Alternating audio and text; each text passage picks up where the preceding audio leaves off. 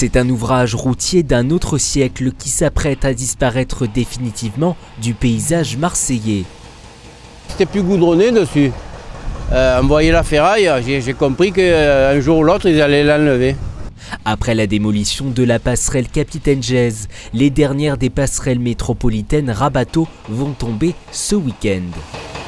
Cette passerelle métallique en Y de 360 mètres en tout, pensée en 1969 comme un aménagement provisoire pour désengorger le secteur, a pourtant résisté au temps.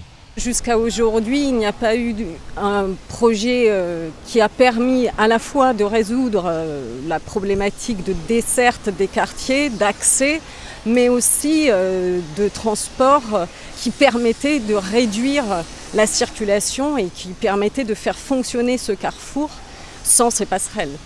C'est désormais chose faite car ce symbole du tout-voiture, emprunté par 200 000 véhicules par jour, va laisser sa place à la ligne 3 du tramway, mais surtout à la bretelle Schlossing, une voie souterraine mise en service à l'été 2023 qui permettra aux automobilistes de relier gratuitement le boulevard du même nom à l'autoroute A50 et au tunnel Prado-Carénage. À la fois, on fait reculer la voiture, mais on va continuer de maintenir les fonctionnalités.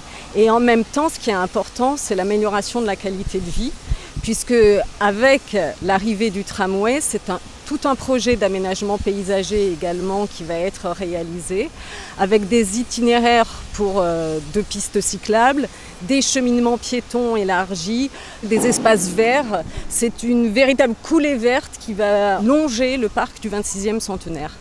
Et autant dire que la tâche est ambitieuse. Pour la centaine d'ouvriers qui va se relayer toutes les 8 heures, il faut démanteler un à un les 24 tabliers de ce monument.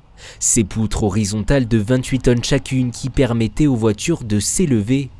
Le tout dans un timing calibré, 56 heures et pas une de plus.